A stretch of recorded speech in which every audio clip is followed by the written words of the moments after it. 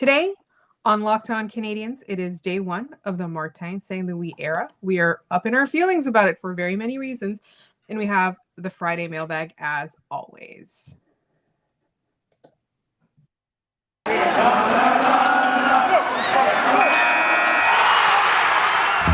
Locked On Canadiens, your daily podcast on the Montreal Canadiens. Part of the Locked On Podcast Network, your team every day.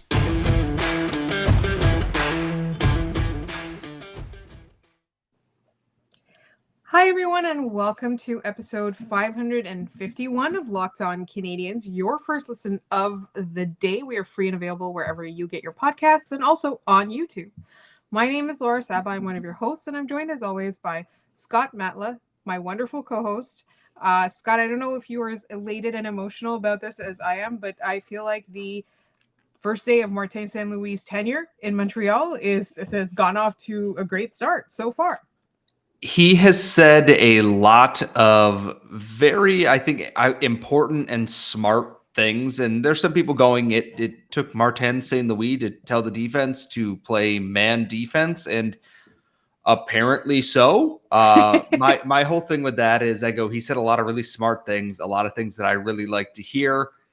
Just, it's a nice breath of fresh air. There's that quote or the video clip of him going around Twitter about how he wants this team to play in anticipating plays and not playing within a system. And I have to admit, it's nice to hear that, and that you are not forcing circle player into square peg here kind of thing. Let the people play. They're in the NHL for a reason. They're supposed to be here for a reason. They lost 5-2 to the Washington Capitals. That happened, but it was somehow actually factually the best game they've played in almost 2 months, a month. I don't know. It's been a while, but it's been quite a long time. I checked the underlying numbers for those of you joining us for the first time or who are relatively new. Scott and I both love the website Natural Stat Trick if you want to get an idea of the underlying stats. And the Canadiens were dominant in 2 periods. They were by far dominant to an incredible degree in that third period. The first period, depending on the situation, they were either at even with the Caps, or the Caps were they had a slight edge over them. But the second period and the third period were just phenomenal. And that's what we want, right? We want the losses because we want the higher draft pick. But we also want them to play games like it matters, like they care. Almost every single player on the ice had a new energy, and they seemed to be a lot more confident. And I will say that Caden Primo right now, his confidence is massively shot. And in his post-game presser, Martin St. Louis said that they have to help him by playing better in front of him, but that it's going to take work, obviously, and he understands that, his confidence is not there. Right now, the Canadiens don't really have any goalie options. They're at 49 contracts, or 48. So if they sign a goalie, they're going to be at 49, which brings them dangerously close to the max. They also have 2 goaltenders on the IR. So they're going to have to figure out something to do when one of those or both of those comes back. They've also really, Michael McNiven right now is hurt, is my understanding. He can't play for the Montreal Canadiens. So right now, at least at this point, unless they make a trade, they are stuck with the 2 goalies that they have. And other than the goaltending, it really seemed to my eyes that every single player on the Habs had a lot more jump in their step. And the biggest difference is obviously, and it with Nick Suzuki, it's pretty subtle because he's always really good.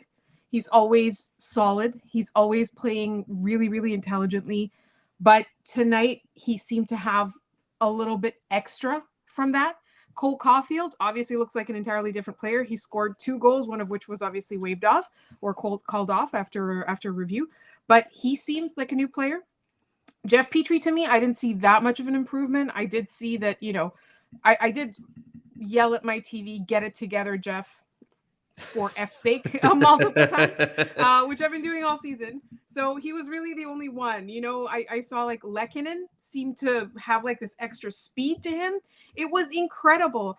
Even Tyler Toffoli seemed quiet, but he seemed more joyful. Josh Anderson played really well, but he always follows up a bad game with a good game, especially when he's a little bit hard on himself. And that's what happened against New Jersey. And so this is kind of like par for the course for Josh Anderson. But to me, every single player looked different. And I know usually when there's a coaching change, there's a little bit of an energy shift. And I know that this wasn't a win, right? We're not going to treat it like a win, but what we are going to treat it as are good signs. I think for me personally, there were so many things about the first press conference and about the first game and the post-game remarks from the players and from the coach that are so positive. I'm going to start with, we're already talking about the game, so we'll finish about the game, and then we'll talk about what we learned from the press conference in the second segment. Then we're going to move on to the mailbag questions as always, but I think for me, this was a crazy experiment. This guy has literally no head coaching experience, and the people who have come before him have had lifelong almost coaching careers, right? Like you look at Dominique Ducharme before he came, he had coached at every level, right? Claude Julien was one of the most seasoned NHL veteran coaches. You've got a guy who's literally not coached a professional game in his life, and you've put him as the head coach of one of the most watched organizations in hockey. And I think that is a tall order, and it's an insane experiment. And we're going to talk in the second segment about some of the stuff that he said in his press conference that I thought was worth noting. But if all he does this season is right the ship, maybe they decide to part ways. Maybe they decide to give him a different role in the organization. Maybe he'll get the extension. He'll become the head coach of the Canadiens on a permanent basis. We don't know what's going to happen. But if he manages to right the ship that was going so far off track, it was falling apart. Like if you're imagining a car or a train, the wheels are falling off, like you're losing parts along the way, that like you're not completely falling off a cliff yet, but that's where it was headed. So this is now a very different feeling. After that first game, it's a very different feeling. If they can sustain that, and this is the dangerous thing that we have said every single time the Canadiens have had a good game this season, which has not been a lot, admittedly. Every time we've said if they can sustain this, it will be a good sign. But really, truly, if they can sustain the leaps and bounds that they made in that one game, just in terms of confidence, assignment, understanding, reads, as Marty is saying, and we're probably going to be saying that word a lot on this podcast going forward, then they're in good hands. There's a quote that I'm looking at from the post game here, and this comes from St. Louis himself. If you're not close to someone, you're not doing your job. If there are two guys close to one guy, someone is open. You have to know what's going on around the ice while doing your job. And I think that's an important thing here, is that the defensive zone coverage was just guys floating around, and it's simple. Hey, cover dude who is open. And it works. And I know it's early and we've done this before. I mean, it's not the end of the world. This is a game that the Canadiens probably should have won had Caden Primo not had his worst professional game yet. I'm interested to see how they build on this going into the weekend now, because by all accounts, St. Louis came in, gave a rousing speech before the game when he got there, and whatever he said after the first period worked because these guys were going. So I'm very curious to see what he can do with a practice under his belt and more time integrating himself into this team here going into the weekend and beyond. Early looks are good, but words are words, actions are actions, and words are meaningless without action afterwards. I'm not doubting Martin St. Louis being a man of action, but show me. We've said this with Ducharme this season. Hey, this looks like they might be turning a corner. Nope. Show me. I am very hurt and scarred from the last couple months of the Montreal Canadiens hockey franchise. And Martin St. Louis has made a career of showing us literally his entire life. So there's no reason to doubt him at this stage. And we're going to get into the press conference and what we learned from it in just one moment. But first, Built Bar. You know we love Built Bar. If you've listened to a single episode of this podcast, Built Bar is one of our favorite sponsors, and they are a protein bar that tastes like a candy bar. It's a literal treat. You know, things that are good for you, and they taste like they're not. That's exactly what Built Bar is. They give you energy. They have so much protein, so little sugar, and they're all made with real chocolate. They've got 18 delicious flavors. And they also have a rotation of special edition flavors. They're always coming up with something new, something that sounds crazy and turns out delicious.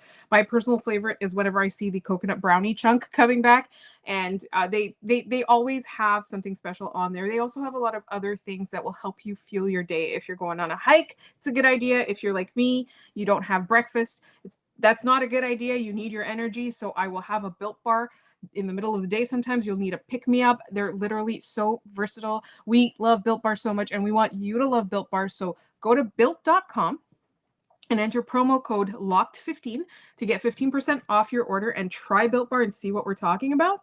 That's built.com, and you can enter promo code LOCKED15 and get 15% off your order and enjoy Built Bars like we do.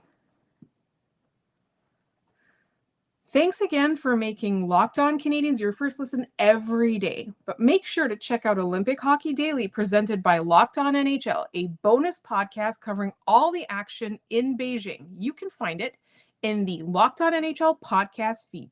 It's free and available wherever you get your podcasts, and it's got some of our favorite people from the Locked On NHL channel, like Rachel from the Locked On Flyers podcast, and from the Locked On Predators podcast, and Erica Lindsay Ayala, who is literally in Beijing right now covering the hockey. So check out Locked On NHL and get all your hockey, your Olympic hockey needs. In the meantime, back in Montreal, this is not, we don't want to hang too much on a first press conference, because those tend to go well after a change. When things are not going well, they make a change. The first press conference is always good. You always have the people ready to say what you want to hear. That's how it normally goes. But the introductory press conference for Martin St. Louis went exceptionally. It was so good. He said so many good things. I have a couple questions about some of the stuff that was said, but literally everything that he said, the fans they looked at it like a breath of fresh air, or yes, that's what I've been saying. That's what we've been needing. That's what this market needs. He said a lot of things. The first thing that he said was that it has always been his dream to be a coach, a hockey coach. And he's very grateful for the opportunity.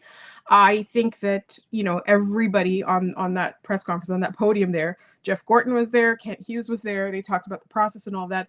Everybody knows that people are looking at this like it's an out there decision. Everybody knows that it's not just out of the box. Like I said, he's coached a Pee-wee team. That's the extent of the coaching that he's done. And he took some time off after his playing career. And I would imagine that this is not how he thought it would go. I would imagine that he thought that he was going to have to start coaching in some lower leagues and things like that. And you have to admit that it's bold. It is bold. And I'm into that. Like, it might not work out, but this season was a lost season anyway. There's really no risk to this. And there's a high potential for reward. And he said that when he was asked, he didn't even think about the terms. He said, this was an opportunity. It's obviously the title right now is interim, and that's clear. There's like 36 games left, I believe, 35 or 36, for him to prove himself. And he said, all I wanted was that opportunity. I don't think anybody would have expected that that's how it would come. But at the same time, he's been thinking about this for a long time. Some of the things that he said that I thought were interesting was he got asked about, I believe he got asked about the system. Yes, he was asked because I think Tortorella said something about him not believing in systems, but believing in concepts. And we're going to say the words concepts and reads a lot on this podcast going forward this season, because that's something that he believes very strongly in. And the interesting thing that he said is that he believes in concepts, and not systems, but that doesn't mean there's no structure. So I'm interested to see how that plays out. The other thing that he said that to me was very notable is he got asked about analytics, because both Gorton and Kent Hughes said that they were building an analytics team. I think in my mind, his answer seemed a bit reluctant and hesitant about analytics, which is fair because he didn't dismiss them. He didn't dismiss them outright. And you have to remember, he comes from a Tortorella system. Like, Tortorella is one of his mentors, and Tortorella is not a big analytics guy. But he said that it's important to note that analytics doesn't give you the whole picture. He said things like, I trust my eye, I trust my brain, I trust, I'm looking at the game and after that. But I don't think that that's really the end of the world, because I feel like he seemed not convinced about them, but open to the idea. And obviously, the management team cares about that a lot more. And to me, if you got a management team that cares about analytics, those kinds of things come into play a lot when you're thinking about what to do with a player when you want to trade him, who you want to trade for, what kind of value you think you could get for a player, what kind of value you think you should pay for a player when you're signing him or re-signing him, and whether he should get sent down. I really don't think that it's the end of the world that he didn't seem too enthusiastic about them, because he did say, you get an idea about them. He said they don't give you the full picture, and he said, I trust my eyes. And they're like, I don't know if I'm just sensitive to these things. Anyway, I've been rambling so much, Scott, but I was just so happy about that press conference. I have so many feelings. I can't. Cole Caulfield said that he grew up wearing 26 because of Martin St. Louis, and now it's his coach. Like, I have so many feelings. We're crying in the club right now on the podcast. Well, we're going to have to do more of that too, because in the mailbag, there's a lot of questions about Martin St. Louis. And the first one coming from our friend Goalie Droid. What would you need to see in the next few games to think St. Louis' coaching tenure is off to a good start? Like team demeanor, line combos, time on ice and usage, structure, winning, or something else? I think it's less about the line combinations than I think execution of plays. I think it not just results in goals, but there's so much of this season, and even last season, probably the one before that as well. I can't even remember how long we've been talking about this. We've talked about defensive coverage not being great. Nobody knows where to be. We've talked about players looking lost. We've talked about players not having any ideas. We've talked about, this guy lost his man. We talked about how the goalies are being hung out to dry. So I think behaviors and executions to me, and execution is going to be the primary indicator in my mind. You're going to see that once the players are playing better, they're automatically going to regain their confidence slowly. If they stop looking so lost.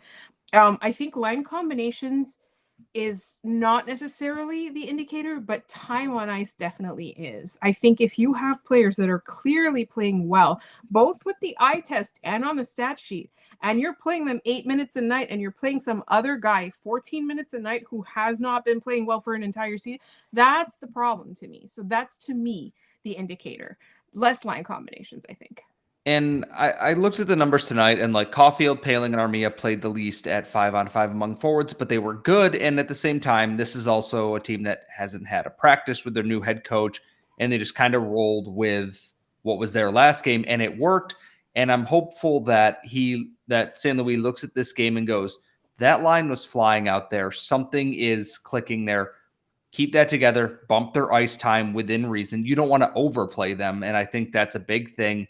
And it's funny is that the follow-up question from Jeff the Red is, I know he's gone and it's time to move on, but really how far in over his head was Dominique Ducharme? And my first thought is, I just don't think he had a plan B. He wasn't getting goaltending, and when he didn't get goaltending, everything else just kind of fell apart. There were charts from Michael Blake McCurdy, who does hockeyviz.com, and last year's Canadiens team was very good defensively, even under Dominique Ducharme, even if the offense wasn't there.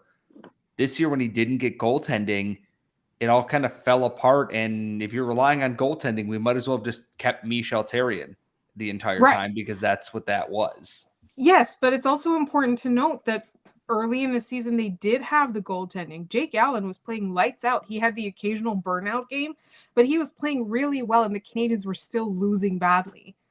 So I think it's just they all kind of lost. And it's exactly what you said, Scott. He didn't have a plan B. So he probably drew on everything that's worked for him so far, and he did have a successful career before he got here, or before this season. I mean, we're going to count that playoff run as successful. We have to. But even Martin St. Louis said that he knows him from U of M, right? They're friends and all of that, and they just seem to have very different philosophies. And I just think that Dominique Ducharme, when confronted with a situation like all of the bad luck things that happened, all of the bad seasons that people are having, he didn't know what to do. He didn't have anything new in the tank, is my understanding. Do we have time for one more in this segment? One more in this segment. Well, we'll do a quick one. This one comes from Randy Hansen. Who will be the surprise beneficiary under San Luis' theory of hockey being concepts and not systems?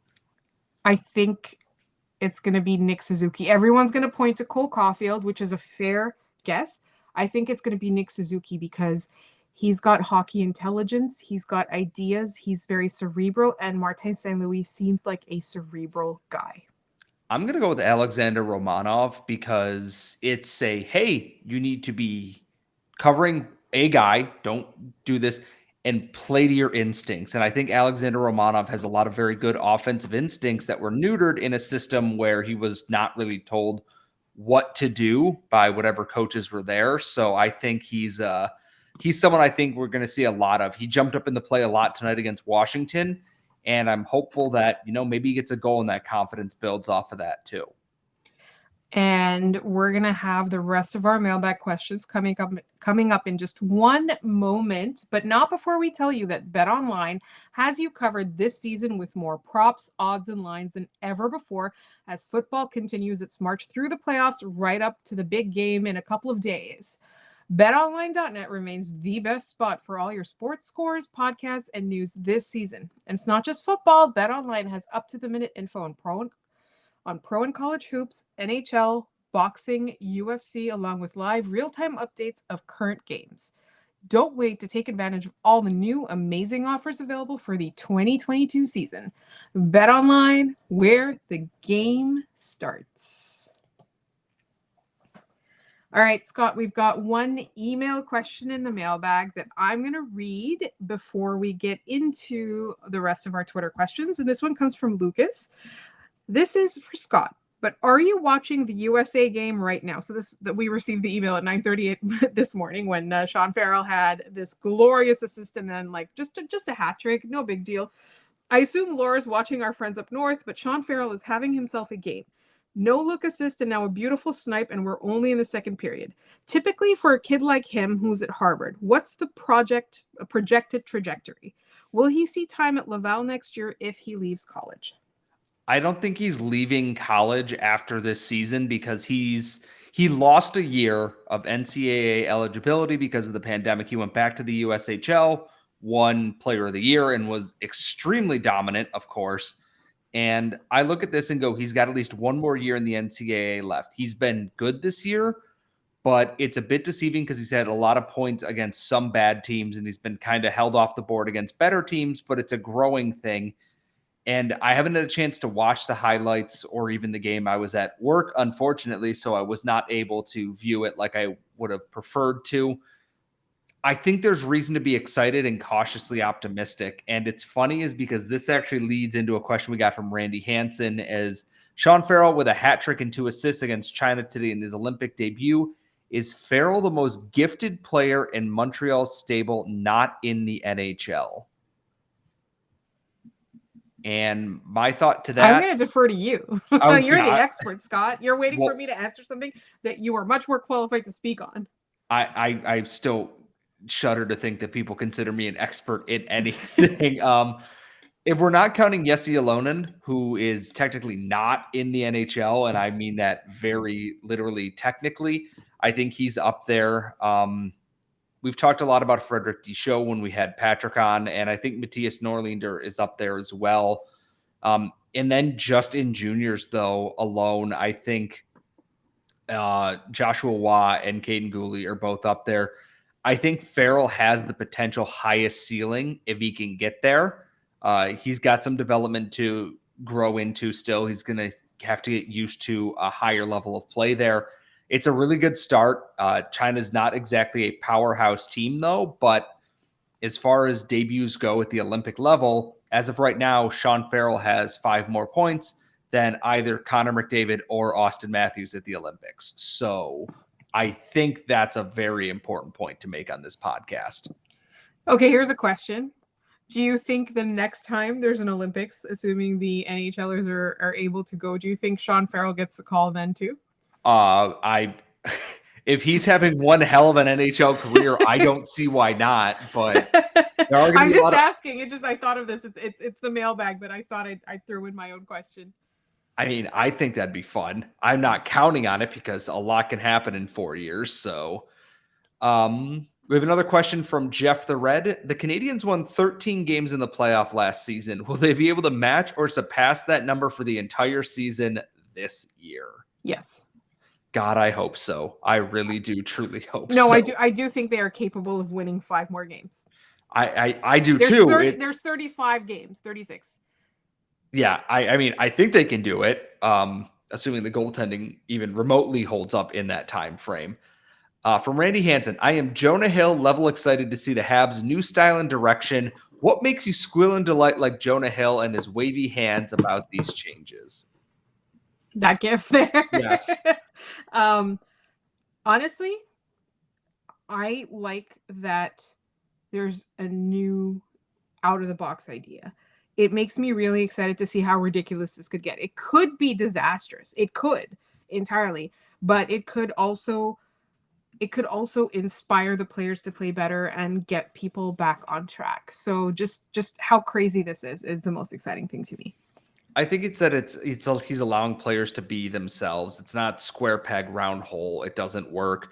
And I think that's going to be a really key thing. Simplifying is a major thing, whether players want to admit it or not. So I do think that's a very good thing. One more from Jeff the Red. What one thing do you want the new coach to do? And I think it's just get the team on track, honest to God. Make them play watchable hockey. Yeah. Yes, absolutely. From Hockey in Ottawa, will we see an explosion in the quads of all Habs players now? I do think so.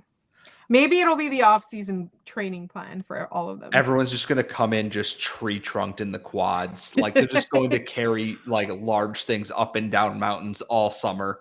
No golfing, none of this. It's just going to be dudes carrying heavy stuff up and down mountains. Can't wait. Going to be they're going to need new hockey pants in Montreal next season just to fit all that quad inside there. From Ninja Cat 98, is it too late for the mailbag? Never too late. At @LO_Canadiens on Twitter, folks. Hit us up. Caulfield being on the power play is electric. What 5-on-5 line would you put him on? And why is Saint Louis already better at coaching than Ducharme? So the current line is doing well, so I would keep him there for now. But at some point, you're going to have to acknowledge that his line mates aren't offensive gifted superstars. They have different roles on this team while he is one. So at some point, you're going to have to make that change and put him back up. I want to see him play with Suzuki again and likely to Foley. I think that's the logical choice, but I want to see that pairing back together. Yeah, I think the line with Poehling did work tonight, and you shuffle things as it becomes necessary, not just because you have to. So I'm very much in favor of keeping that right now, and I don't think we're going to see a lot of line shuffling, to be quite honest here. We don't know when Dvorak's coming back. Players have to be sent down because of roster spacing and all that other stuff. So we're going to see a lot of shuffling here in the near future. We have 2 non-hockey questions, one of which is for me. From Jeff the Red, he wants to know what's the best Buffalo beer you've had since moving there, and what's the most ridiculous one? The best beer I've had was Big Ditch Brewing released a not brand new. They re-released one of their original brews from when they opened years ago called Galaxy Red. Just a nice dry hopped red ale. It is phenomenal. It's got a nice malty base, a little bit of citrus sweetness. Really crushable. And the most ridiculous one, it's got to be one of the liquid lollipops from Froth Brewing. They are triple fruited sours made with fruit puree. So when you pour them, they look like a slushie in a can. And I bought a Buffalo Bills themed one before the playoffs began. And I drank it at the tailgate before the game I went to against the Falcons. And it is just blue, like fruit punch, Hawaiian punch blue. It was weird as hell. I was probably way too inebriated at that point to actually tell you what was in that beer, but I can tell you it was one of the most ridiculous things I've ever consumed in the form of alcohol anyways. And Laura, are you ready for the nemesis question of the week? I am. Will broadcasters have to adjust their camera angles for the benches to avoid having Saint Louis hidden by the players? All right, listen.